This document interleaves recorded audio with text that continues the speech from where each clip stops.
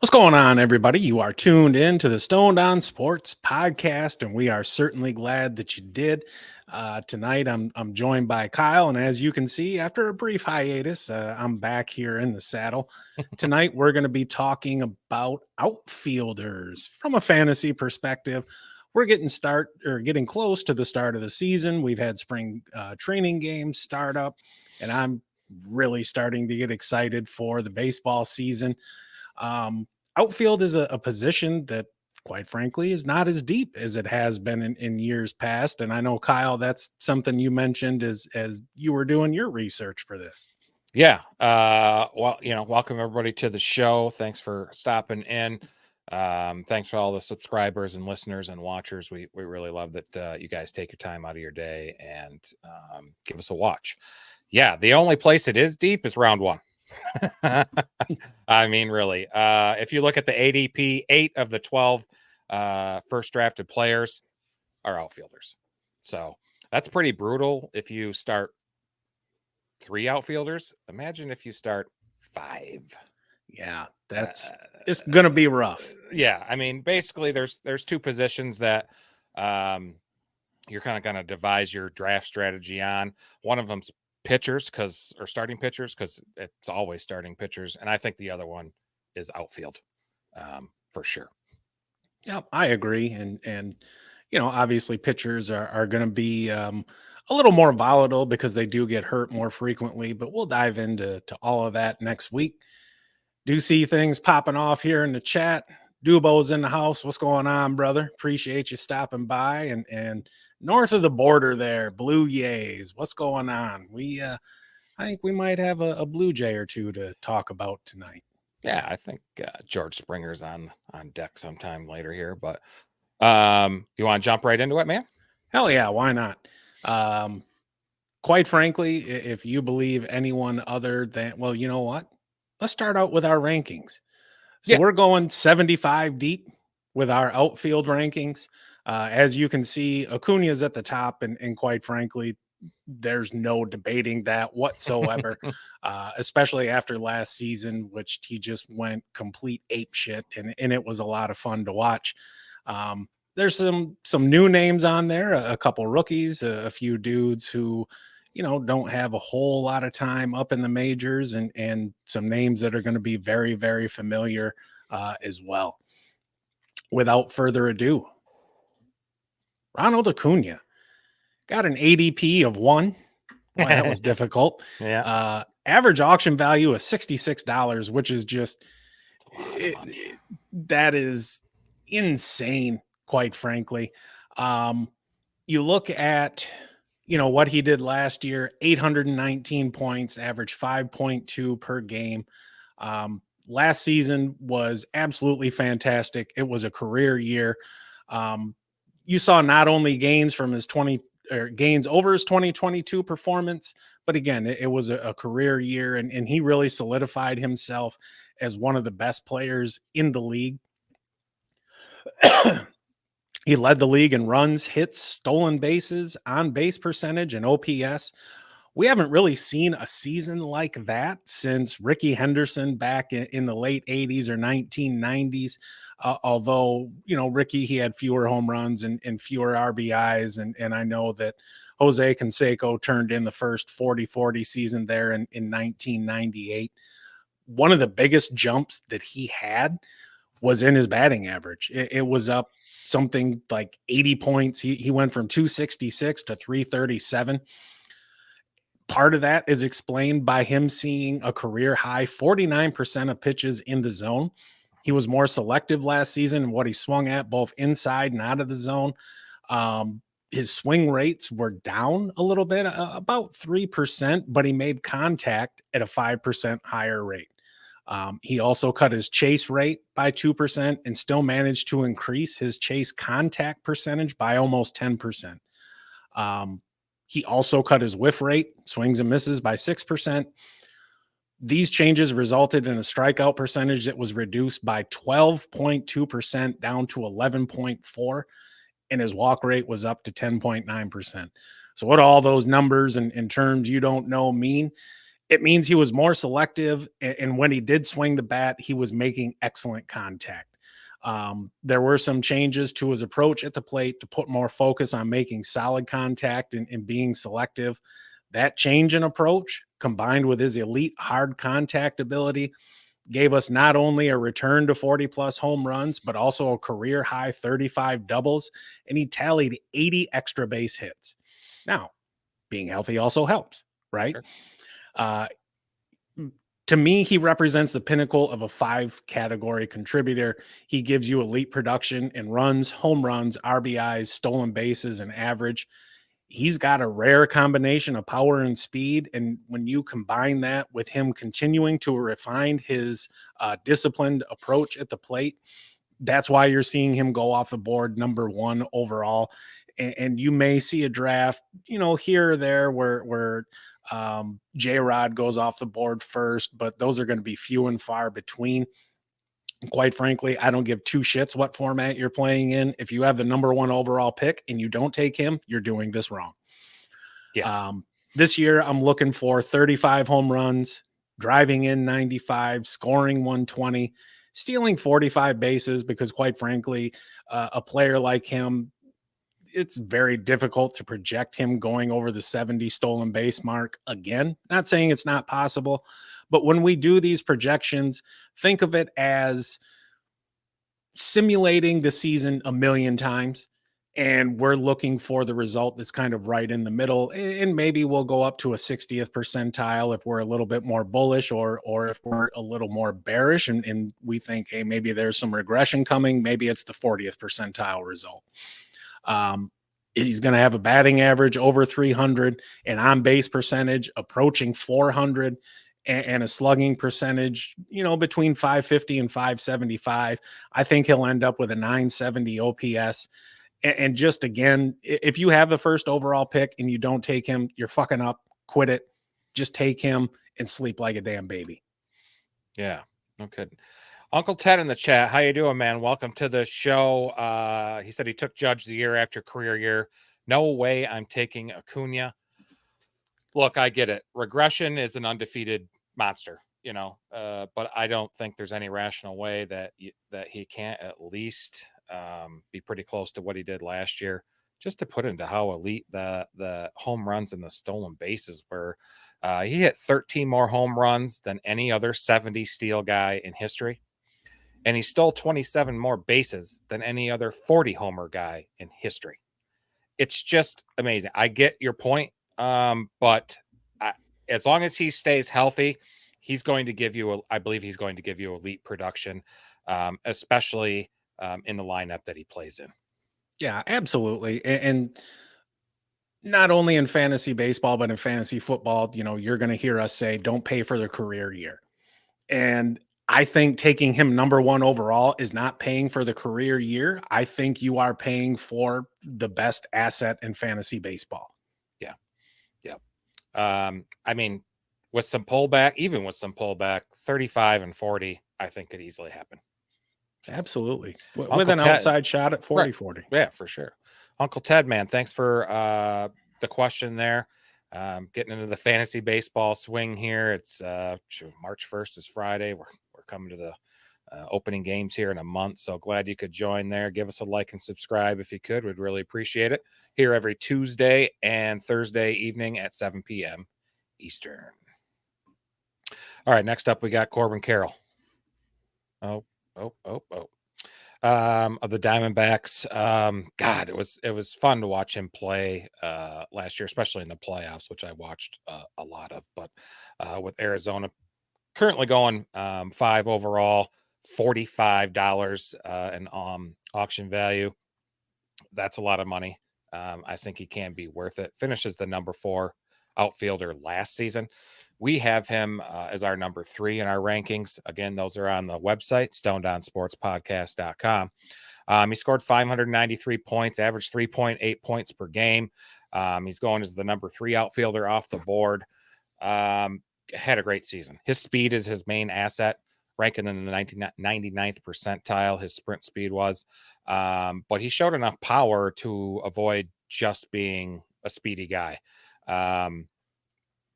His expected batting average, 268, does suggest there could be some regression this year, but I think his speed allows him to leg out a lot of those infield hits. So another 280, 290 batting average year isn't really out of the question. And when he does beat those infield out, holy shit, he just keeps flying around the damn base path. He did improve his plate discipline a little bit through the year last year. His power did trail off in the second half. I think that was mostly due to a shoulder injury he was dealing with, and I think it started around July. It was definitely in the summer, but his first half OPS was 915. It dropped off to 811, but that was, like I said, mostly affected by a 10-point drop in his slugging percentage from first half to second half. So, with just modest decreases in his base percentage and batting average, I think he can easily hit another 25 home runs, steal 40 or more bases. He just needs to find a path to make good swing decisions more consistently. He's 23, heading into a second season in the majors.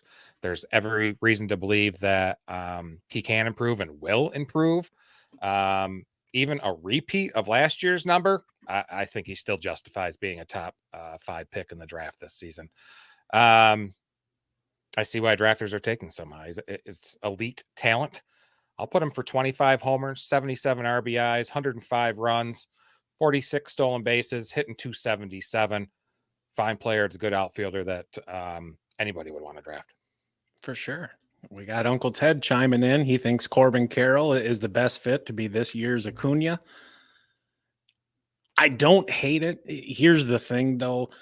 You're not going to see the power. We're talking about a guy who's 5'10", 165 with a roughly league average exit velocity and hard hit percentage. So I think, at least as he's currently constructed, somewhere in the high 20s is reasonable. I do think the 285 average is legit. It was supported by a 325 BABIP, although his line drive percentage is a little bit below average.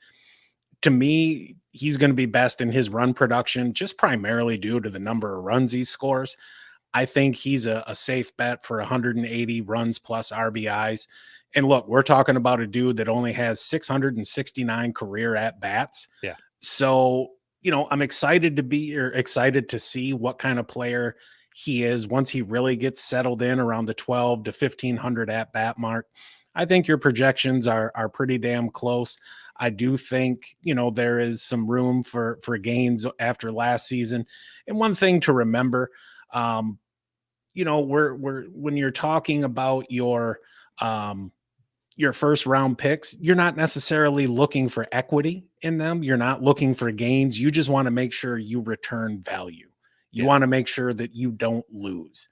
Yeah. And I think barring injury, Corbin Carroll is going to give you just that. He is. I think Arizona's offense can't match Atlanta's. They do have a solid group there that they did kind of bolster over the winter. I'm still going with Acuña on this, but if I get a chance to get Corbin Carroll, I will take it. Oh, absolutely. Next up, we got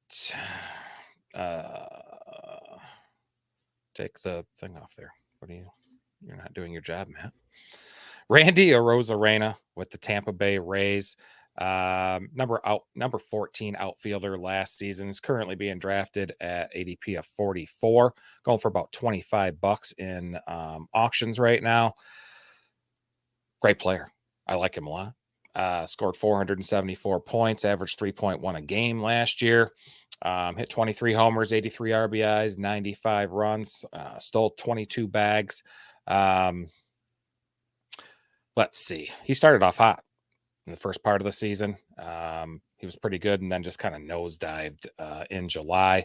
Kind of had a better August and then just faltered down the stretch as well. The injury, he had some injury deals, knee, back, some quad that contributed to the slumps as well. Trying to think. I think it's kind of rough with him because his swing decisions are kind of volatile. Chase and whiff rate well below league average. God, I cannot talk today. But when he does hit the ball, he does obliterate it. Top 20% in exit velo, barrel rate, and hard hit, and expected slugging. Strikes out quite a bit, 23, almost 24% of the time, but had a improved career walk rate of 12.2. It was up from 5 points the year before. I thought that was pretty impressive as well. He's a consistent offensive force, but I think those kind of get depressed down there in Tampa Bay, just the stadium that he plays in. I see him, he could do 25 home runs, 25 steals again this year easily. I got him slashing 259, 346, 445, 23 dingers, 85 ribbies, 80 runs, and I'll go with 24 stolen bases. Just needs to stay healthy out there. Yeah, he does. Uncle Ted coming back. Hard pass on Arozarena. Give him Adelise over Randy. Imagine how the Cardinals feel right now, knowing that they had both of those guys in their system. Just think about how that outfield would look with those two guys out there. You know, regardless if you're a buyer on Arozarena where he's currently going or not, that's would be just one hell of an outfield. You know, for me, last season was kind of strange. We saw an increase in his exit velocity and hard hit percentage, but despite him hitting the ball harder, it didn't really translate into extra base hits. He only had 19 doubles last year after seasons of 32 and 41. He is, you know, you're right. He's going to give you that valuable combination of power and speed. If he continues to improve his plate discipline, you might get some more runs there. You know, at the end of the day, he's still a damn strong option in all formats. He can contribute in multiple categories. And, you know, there's potential for some slight improvements in his metrics. He's I don't want to say a huge high upside guy. I think he's somebody who, you know, you're going to get what you see on the back of the baseball card, but it's still pretty damn good, especially considering how shallow outfield is this year. Yeah. Lane Thomas, somebody I picked up off the scrap heap last year, was also a Cardinal. That I did not know, but damn, with those three, you're looking at a hell of an outfield. And well, you know, we can't win all of our trades, I guess. No. So next up, somebody who is going to be a very familiar name to a lot of diehard baseball fans and casual fans alike. Let's go fishing. Talking about Mike Trout. He was the number 98 outfielder last season because of injuries. Surprise, surprise. Did manage to score 257 points, 3.1 points per game. Right now, he's a number 16 outfielder off the board. ADP is 60, going for $20. I can tell you at that price, I am not a buyer. You know, despite the, you know, a drop off from 2022, considering how many games he played in his age 31 season, it was decent, but limited, but he still has the, you know, the all around skill set, stolen bases aside. He only played in 82 games and only played in one game after July 3rd. It marked the 6th consecutive full season in which he's played 140 or fewer games. And over the past 3 seasons, he's only averaged 79 games played. Yeah. His average dropped by 20 points with a corresponding decrease in his on-base percentage, although, you know, the on-base percentage drop wasn't quite as much. And his slugging was, you know, all right. Despite that decline, he still had a decent OPS. You know, the average drop was partially mitigated by a 2% increase to his already above average walk rate. Injuries are really taking their toll, though, and his strikeout percentage, it ballooned to 28.2% over the past 3 seasons, well above his career average. He's still able to make elite hard contact when healthy, though. He was in the top 10% in both hard hit percentage and max EV. And look, he still put up 40 home runs in 2022 in just 119 games. Yeah. He's, you know, like I was saying, he's no longer a stolen base threat. Steals since 2019, and even then he only had 11. And look, you know, you've got the new rules with baseball. If people didn't steal last season, they're just not going to. given Trout's track record and some of the underlying StatCast metrics, a rebound is well within range of outcomes for him. It's really just going to come down to health. He's somebody who's going to maintain a high on base percentage due to his elite eye at the plate. And that's going to provide opportunity for runs scored. Availability is going to be crucial. A fully healthy season could see him return to MVP, ish levels. His quality of contact is still pretty damn good. And if he makes a few adjustments at the plate and cuts down at the strikeouts, he could return to his more dominant form. Do we expect that to happen? Absolutely fucking not. If you draft him, expect no more than 120 games played. And quite frankly, I think that's being kind of generous. But the potential is there. He's somebody who I think, quite frankly, is going this high just based off of name recognition. If you want to take that chance, have at it. I'm not going to be doing that. I think for this year, you're looking at, about 20 home runs, drive in 75, score a little over 60, 265, 365, triple slash, an 865 OPS. And again, I think we're leaning towards the optimistic side with that projection. Right. He's on the wrong side of 30, right? I mean, it's wildly risky to take him as your top outfield option. Do not do it. But drafting him as your outfield 2 with a, good plan, when the absences are going to happen, I could see it. He needs to play 130 games. He needs to play 130 games for it to be worth it. Sure. And we're talking about a team that, quite frankly, isn't going to be that good. Yeah.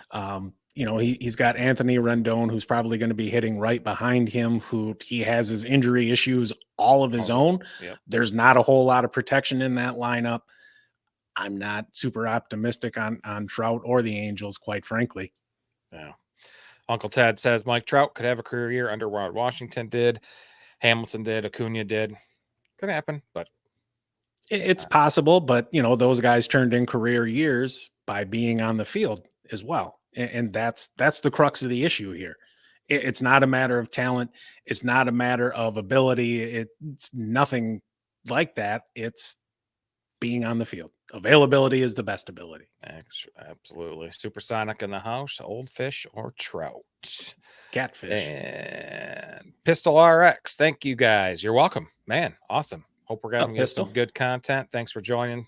Give us a like and subscribe. We'd really, really appreciate it. Next up, we got Bryan Reynolds, outfielder for obviously outfielder for the Pirates. Currently going at about 87, $19 average auction value. He was the number 23 last season, scoring on 449 points, 3.1 a game.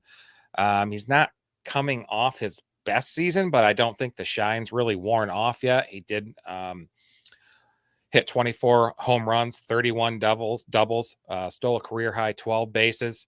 I mean, if you're not scoring 12 to 15 bases a year in the new rules, what the fuck are you doing? He stayed healthy enough to appeared in 145 games or more for the second consecutive season. Excuse me. His batting average has dipped below 270 in recent season, but those steady on base skills are very helpful. Decreased his walk percentage to below average. I lost my spot. And his 21% strikeout rate falls kind of right in line with his career average. Ranks 70th percentile or better in just about every offensive metric that known to StatCast. Exit velocity, hard hit rate, barrel rate were his career best by a fair margin. And he was in this, like I said, the 70th percentile or better in all of those as well. Also finished the season real strong. Through his final 260 plus plate appearances, he slashed 277, 345, 514 with an OPS at 857. Pretty good. I'd hope there'd be more of a ceiling for him, because now he's put up 3 straight seasons of 24 home runs or more. His you can't really doubt his consistency. I think he looks all of a top 100 pick in fantasy baseball drafts this spring, consistently being selected in the 8th, 9th round. I think that's pretty reliable value in those draft slots. I like him this year. For some reason, I didn't project his 2024. It's not here. It's all right. My bad. I did. With him, I like the jump in home runs. I read that completely wrong. He was actually at 3 fewer. I like the jump in RBIs. He had 22 more RBIs last year than 2022. Stolen bases were up. He stole a dozen. We're not talking about Ronald Acuna here, but still, you'll take what you can get. He's an aggressive hitter at the plate. He does his fair share of swinging and missing, but he makes good hard contact. His EV and hard hit percentage are well above league average. And I like that, there was some increase in his hard hit. And that says, maybe he's still kind of hanging on to his prime. He's somebody who's capable of adjusting and potentially showing a little more gains. Next year, he's somebody who I'm going to be keeping an eye on because he could provide pretty damn good value with any improvements to his batting metrics where he's going, especially if you get any growth in stolen bases. One thing to keep in mind is team context, but his skill set does provide a pretty damn solid foundation for him to be relevant again with the possibility of a little bit of equity.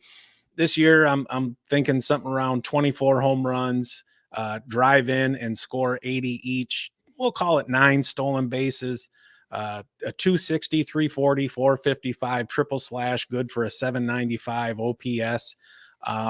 If some of the younger players there in Pittsburgh step up a little bit, maybe there's a chance that some of that comes up a bit. I'm not really going to count on it, but where he's going in the draft and for $19 off a $260 budget, he's going to be a steady Eddie outfielder for you. Yeah. Steady Eddie. Steady Eddie. Well, steady Bryan. How's that? All right, Blue, this one's for you, buddy. We're headed north of the border. George Springer. He was a number 24 outfielder last year, 446 points, averaged 2.9 a game. This year, he is the number 27 outfielder off the board, ADP of 115. You can pick him up for, we'll call it $15, which isn't too bad. Last year was kind of a mixed bag with him. The big deal was his durability and increased base stealing, but there was also some, declines in other offensive categories. He played 140 or more games for just the 4th time in his career and the first time since 2018. His batting average was down about 10 points, along with his on base and slugging were both down. Actually, they were career lows. His home run total dropped to 21. RBIs were down just 4 to 72. Quite frankly, I was shocked he had 20 stolen bases last year as a career high, and it was only the 3rd time in his career that he's had double-digit steals. Yeah. Taking a look at his spray chart, his pull percentage was down 8%, and it makes me wonder if this was an intentional approach change or is his bat starting to slow down. He is coming into his age 34 season. Yeah. His minor decrease in overall offensive output was mirrored by a decrease in hard contact. His exit velocity was down 0.5 mile an hour. His hard hit percentage was down 2.5%. There's still some pop in his bat, though, because he's still top 3% in max EV. He's just not hitting the ball hard as consistently as he did in years past. To me, he looks like a player who's in decline. His average on base, slugging, OPS, and home run percentage have significantly declined over the past few years.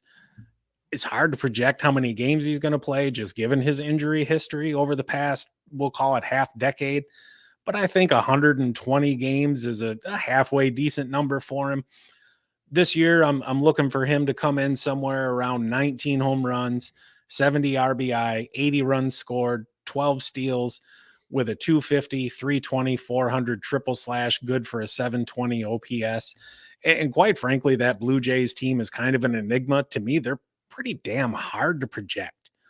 You had the changes there at Rogers Center or whatever the hell it's called now, that really affected right-handed hitters. We'll see how things kind of play out this year. I mean, back in the day, that was a fantastic offensive ballpark, and now it's one hell of a pitcher's park. We'll see what happens. I think he's solid for where he's going. He's not somebody that, I'm going to dap it up after drafting him because I'm so thrilled, but I'm also not going to lose any sleep over it either. Yeah. His isolated power, his ISO was career worst, 147. That's 67 points below his career mark of 214. So maybe the ballpark there you mentioned has something to do with that. I think he's a risky bet coming off this career worst season. He's still, they report he's still going to remain the leadoff hitter there. So, he'll get a lot of at bats if he stays on the field. But I have him, he's an outfielder 3/4 this year. Yeah, I think so too. And I know there was a lot of back and forth on this one, and we kind of landed at 24. So he's, right on that border of a low end 2, a high end 3, and maybe that's a little generous. Who knows? All right. Oh, we can rip on this guy. Yeah. Let's talk about Cedric. I'm going to tell you a little story about him. Cedric Mullins. He looks very determined there in that picture. Look at the chain flopping and everything. Yeah. He was a number 58 outfielder last season, scored 321 points, averaged 2.8 points per game. This year, he's a number 32 outfielder off the board, and our number 32 ranked outfielder, an ADP of 138. You can pick him up for a 10 spot. His season last year was one of likely frustration due to injury, since he only played 119 games. After a 2021 season that set career high expectations with an all-star selection, he got MVP votes. The past couple of years can really only be seen as a disappointment. He ended last year with a 233 average, a noticeable drop from 258 in 2022, and way down from his 291 peak in 2021.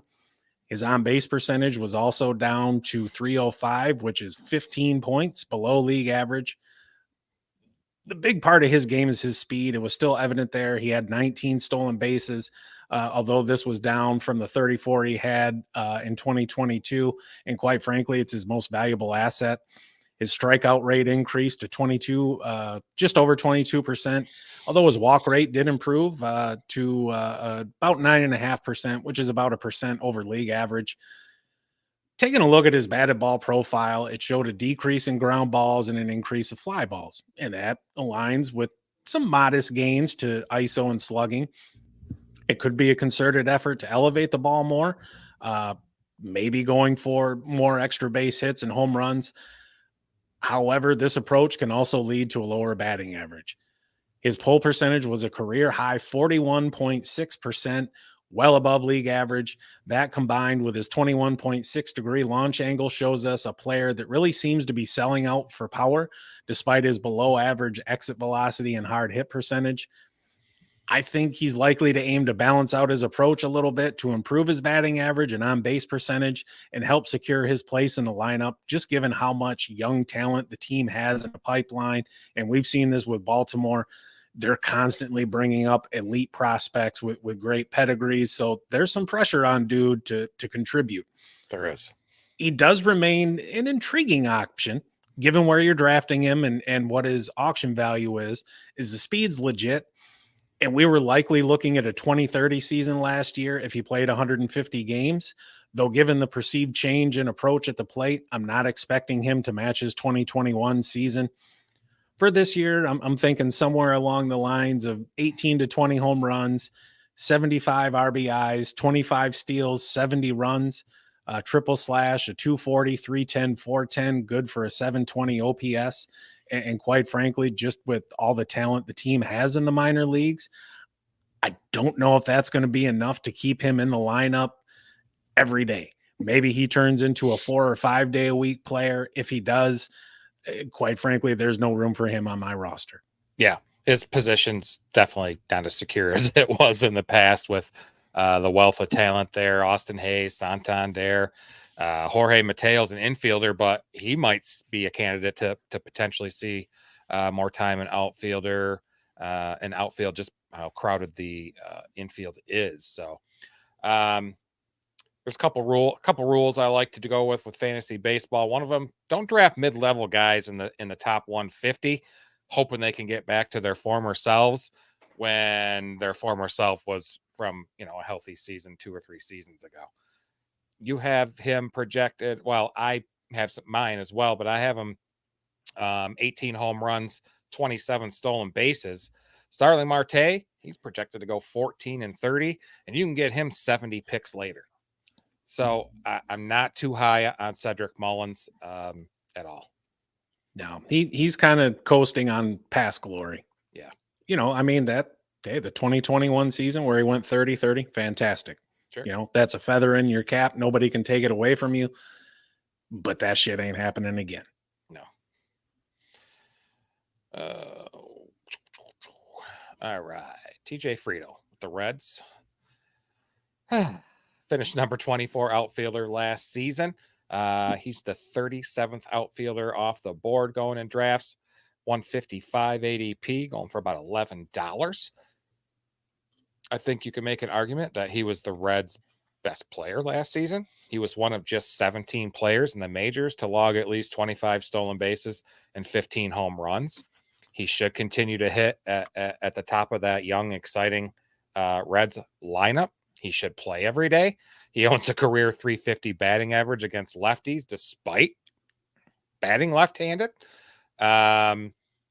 He's a speedster with some pop. He can hit the 20-30 threshold, I believe. But his contact metrics are all well below average. He doesn't hit the ball very hard, despite those 18 home runs he had last year. 12th percentile in exit velo, 5th percentile in hard hit rate, giving him the biggest differential between slugging and expecting slugging of any hitter. It's not close. Now, he does play half of his games at the Great American Ballpark in Cincinnati. He had 13 of his 18 home runs there. So that surely made a difference. You don't see it making that big of a difference with other hitters, though. So we'll see. Could approach 20 home runs again. Should, like I said, most of his plate appearances, he was leading off or batted second. I think we're having a much different conversation about him and his upside if he isn't playing in Cincinnati.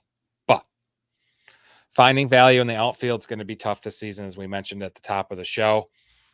If a player that can get 20 and 20 with a respectable batting average and an on-base percentage, he should be useful.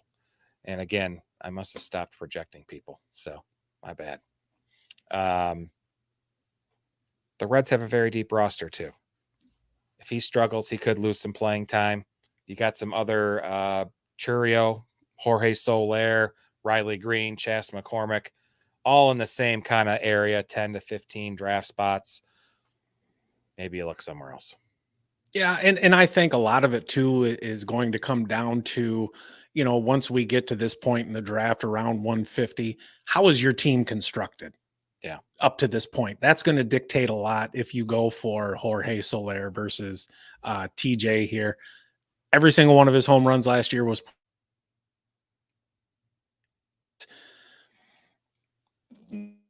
expecting any gains, quite frankly. I wouldn't even be surprised if there's some regression here. To me, he's more of a doubles hitter than a home run hitter, which is fine. It'll still give you a decent ISO and a decent slugging percentage.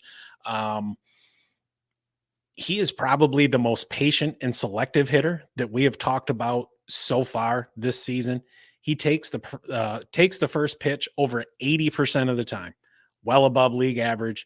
He saw plenty of pitches in the zone last year, and that's likely going to continue this season because, pitchers are still going to want to avoid giving him a free pass because of the lineup behind him. Yeah. When he does swing, he excels at making contact. He's roughly in the top 10% of whiff rate. Again, swing and miss. This year, I think he's going to come in somewhere around 16 home runs, drive in 65, playing time dependent. I think he could score 85 runs and possibly even more. 33 stolen bases.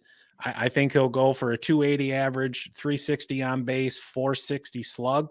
Good for an 820 OPS. Considering where you're getting him at 150 or for just over $10, that's a damn good return. There's some equity there. I think people are just, if you're drafting him expecting gains in the home run department, don't do it.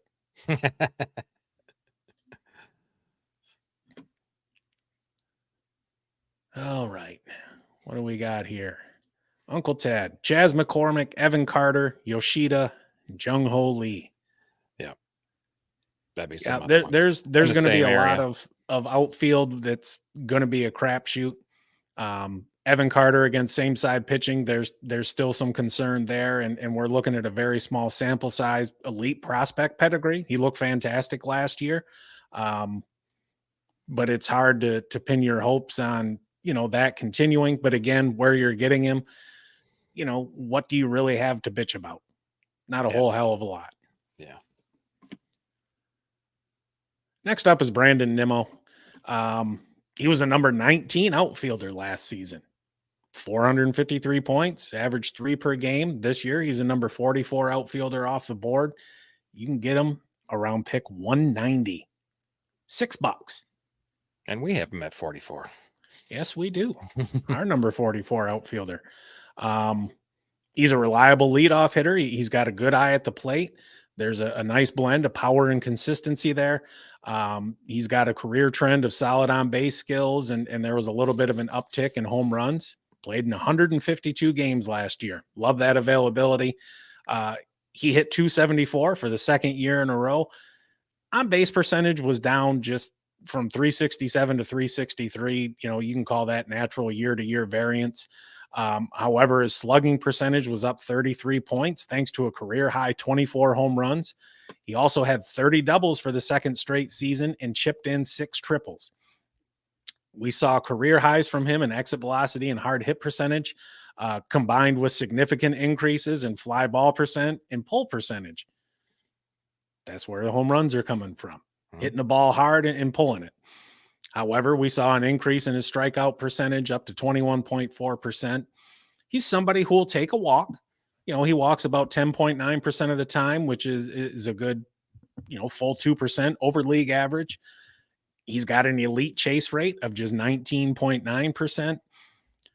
When you look at his 2023 and kind of compare it to his career averages, his ability to maintain a high on base percentage while increasing his slugging percentage shows us how he's evolving into a more complete hitter, sacrificing a little bit of contact for the sake of power. Despite the increase in strikeouts, he's still got a well above average on base percentage, and that is really what helps him out here. For this season, I'm leaning towards him continuing to blend his disciplined approach with his recent power gains. Given the consistency and his exit velocity and hard hit rate, it's reasonable to expect a batting average somewhere between 270 and 280, a strong on base percentage, likely above 360. I think, he's going to be right around that 20 home run mark, maybe the low 20s, 22, 23. If he replicates what he did last year, be happy about it. But that's going to depend on his fly ball rates and pull percentage. His 2023 showed off his ability to adapt and improve, again, particularly in the power department, without sacrificing the on-base skills that have really defined him throughout his career. Coming into this year, I think he's poised to continue to be a key contributor to your team, blending that mix of on-base ability and power. Again, for this year, I'm thinking, we'll call it 20 home runs, 65 RBIs. I think he scores around 80. I think he's going to give you a solid 50 total extra base hits with a triple slash of around 270, 365, 450. Good for an 815 OPS. He's another dude on a team that I really don't expect to be all that good, but there are some damn good bats behind him in the lineup. So that's why I'm kind of bullish on his run scoring. We'll see how things work out. I'm not saying he's free, but you're also, at this point in the draft, if you can get those projected numbers, there's not really a whole hell of a lot to complain about. And quite frankly, we're actually starting to get into lottery ticket territory. Yeah. He's always kind of been a points league darling. He had injuries, in the last 2 years he's been healthy, but he dealt with injuries a lot in his career. I think that might be behind him there. So the home runs, career best marks and ground ball rate, barrel rate, hard hit percentage, and max exit velocity. Why is a guy that is in the 66th percentile for sprint speed only stealing 3 bases with all these changes when everybody else is stealing at least 10? It's great. He's just not going to do it. He only had 3 stolen bases in 2022 as well. Kind of boring, but he's going to move to left field this season. It sounds like so far in camp with them, with Harrison Bader taking over in center field. He's fully healthy this spring. He was dealing with AC joint sprain late last year. Going to be the leadoff hitter, everyday leadoff man there for $6. I would throw it. I'd buy that. Yeah, absolutely. With that on base percentage, him setting the table there for Francisco Lindor and the polar bear Pete Alonso, he could end up being a steal. Yeah. Agreed. All right. I love this guy's name. Lars Nootbaar with the Cardinals, ADP of 201, going for also $6. He's the 46th outfielder off the board. Only played 117 games last season, had some injury deals. We actually saw him play in June of 2021 at a AAA game there in Indianapolis. I think it was the Memphis Redbirds, something like that. Sure. Something like that. I think that's the affiliate there, but did have a solid season, but the preseason hype didn't really live up there. Hindered by injuries to his thumb, back. He had that, if you remember, painful foul ball off his junk, you know what as well. But he does have an elite walk rate, 14.3%. That's top 5% of the league. I think his plate discipline is a tremendous asset for him with that 367 on base percentage. Peripherals were all down though. Launch angle, barrel rate, hard hit percentage. But whiff rate, great. Don't top 12% of the league. That's the percentage of player swings that don't make contact with the ball. Chase rate, top 2% of the league. Percent of pitches outside of the zone that the hitter swings at. I think that stat really helps you understand how good of a hitter he is in laying off bad pitches. To put that in context, the league average for chase rate was almost 31%. So I think he has definitely the skills to be solid fantasy contributor. Needs to increase his playing time by staying healthy and playing against lefties more. Two things that are kind of out of his control, but I like him this year. If he were to get a full season, I think he definitely has 2020 potential. I have him at 20 home runs, 77 runs scored, 66 RBIs, and I'll throw 10 steals on there as well. Yeah, for sure. He's somebody who it's kind of fun to watch because we're really seeing the evolution of a promising young player with an elite eye. You talked about his chase rate. He's also been top 5% in walk rate each of the past couple of years. And he showed a real focus on staying patient at the plate. Yeah. You talked about the nagging injuries, and I think that played a big role in zapping his power. And you see that reflected in his exit velocity and hard hit percentage. Like many young hitters, he really struggles against breaking pitches. And as a result, he saw a 5% jump in the number of breaking balls that he's seen. He does have the ability to hit the ball as hard as almost anybody in the league, though. But part of his evolution is figuring out and growing into the hitter that he's going to become. I agree with you. I think there's a 20-plus home run season in his bat, and you could see it as soon as this year. Again, it's going to come down to health. I was looking at the Cardinals futures this year for games won. I just don't see it. That team does not look all that great to me. I like their lineup better than their pitching staff. And I realize that's not really, relevant to what we're talking about now, but we have to remember that team context plays a big part. If there's nobody on base, there's nobody for you to drive in. If you get on base, but you got a bunch of dick bags behind you, you're just going to sit there. Yeah. So, St. Louis, they're generally always halfway decent. I think he's going to steal a few more bases than you do. I'm a little bit more bullish on the run score. I mean, I've just got him at 17 stolen bases and an even 20 home runs. I love the on-base skills, though, especially in on-base percentage leagues. If you can get him this late, you're getting a steal there. But quite frankly, if you're getting on base, you're not making an out at the plate. And in points leagues, that's what you want. Yep. Agreed.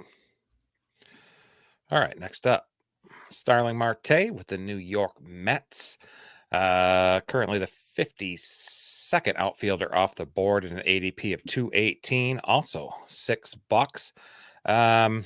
Didn't play much last season, only appeared in 82 games, had 315 at-bats. Excuse me, he had migraine issues that plagued him during the season. Also a bad groin injury there in late summer.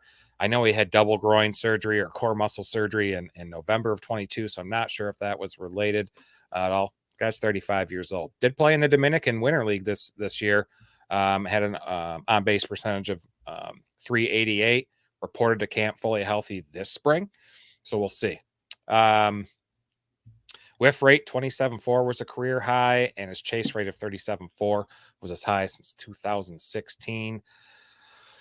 Those are not good. Paired with his 4.7 walk rate, he's in the bottom 4% of the league. It kind of limits him excelling in any category. He did take advantage of the new baseball rules, stole 24 bases in just those 341 plate appearances.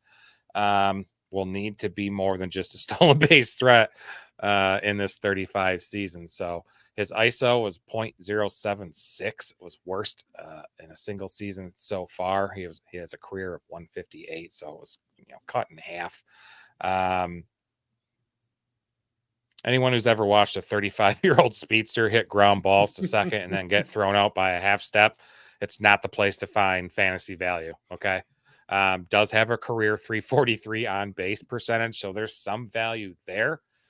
He's never been an Iron Man. He's only hit 600 plate appearances twice in his career, and he hasn't done it since 2018. I don't know. The questionable reliability paired with the so-so numbers is an avoid for me. I got him at 134 games. Hopefully he can hit that. 14 homers, 65 RBIs, 70 runs scored. I think I'll throw 30 stolen bases on there. Yeah, I mean, the speed is still legit, quite frankly. You talked about the 24 stolen bases last year, and he combined that with 28 RBIs, which is kind of an odd statistical combination. Yeah. His walks decreased, his strikeouts increased. That's not really unexpected given his age. Looking at his batted ball data, it's all right around his career norms, within a percentage point or two. 10 years ago, he was one of the more exciting players in the league. Yeah. At this point, he's a bench or depth piece that really offers little more than stolen bases. I'm not going out of my way to draft him. You talked about it a few minutes ago. I'd rather take a chance on a younger guy like Lars Nootbaar, who we just talked about, for, at a similar ADP and value than somebody who is definitely on the downside of their career and just kind of playing out the string. If I'm in a roto league and I'm desperate for steals, sure. But other than that, no, not really. And, you might be asking, all right, so this is a dude who is your number 1 or number 51 ranked outfielder. Why in the hell are you even talking about him? There's some big leagues out there. Especially if you're starting 5 outfielders. Starling Marte is a borderline starter. Yeah. And we're doing 12 today. It's outfield week, basically. On Thursday's show, we're going to do another 12. right through, spread out through the rankings as well. But you got to talk about them. That's it. Got to talk about them. Have to. Contractually obligated. All right. Our last dude for today, Dubo, this one's for you. Max Kepler. He was the number 50 outfielder last season, 347 points, average 2.7 per game. He is our 54th ranked outfielder. Right now, he's the number 61 outfielder off the board. You can get him at pick 269 or for $2. I mean, that's pretty much as close to free as you're going to get. 2023 saw a damn nice rebound after a down year in 2022. He saw improvements in his several key areas. His batting average was up almost or a little over 40 points. That was accompanied by an increase in his on-base percentage and his slugging. So, we're seeing a bit of a positive trend there compared to his previous years. He had his career year in 2019. I don't think we're going to see that again. But 24 home runs, not all that bad. His strikeouts were up, his walks were down, and he traded that for hard contact. His exit velocity and hard hit percentage were both up and well above league average and his career highs. You're seeing more of a focus on fly balls, and he's going for power, right? He's looking to get back to that 2019 form. And as I sit here as a 44-year-old man, I think we're all looking to get back to our younger form. Sure. That shit doesn't happen. I don't give a shit how many pills Frank Thomas is out there trying to hoard to give you better testosterone, whatever it is. Shit ain't going to happen. He's going to back clean up in a lineup that is riddled with just glass players, players who are always hurt. Byron Buxton and Royce Lewis and all them. They can't keep their asses on the field.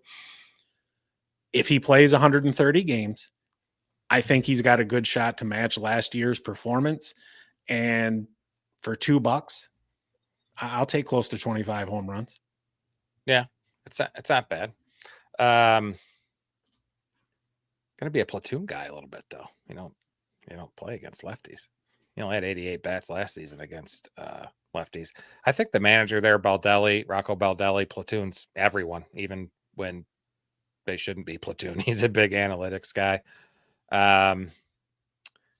You can almost compare Kepler to somebody like Anthony Santander, who would be drafted probably 8 to 10 rounds before this guy. Mm-hmm.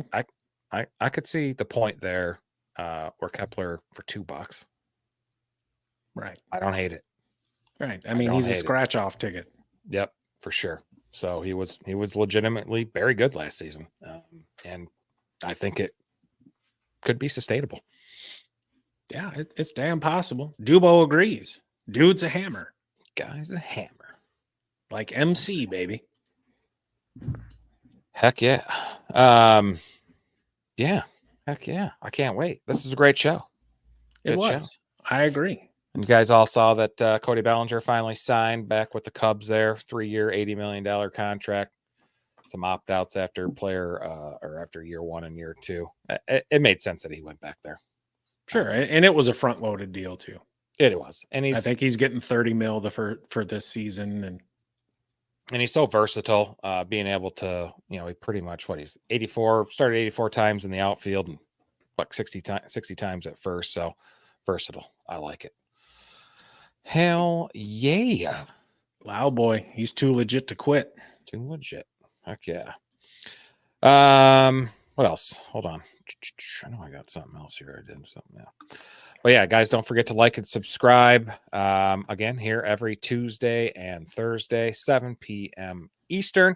We'll be back Thursday with another 12 outfielders, giving you the information you need to, draft a great team this year and be competitive in your fantasy baseball league. I can't wait. Our draft's 3 weeks away, 2.5 weeks away, and I'm itching it. We'll also have the podcast fantasy baseball league. Matt's putting that together this weekend, and we'll put that out as well and get a draft date decided. let you guys know so you guys can join. We can do the football or baseball league just like we did the football league. Have some fun. That's it. And hopefully I do better. I do want to amend one of your previous statements. We're here to help you win. I don't give two shits about being competitive. If I can't win, I don't care where I finish. I don't play fantasy sports to come in third. Right. Heck yeah. All right. Folks. Yep. I'll take us out since you just continue to do it. It's my turn, fucker.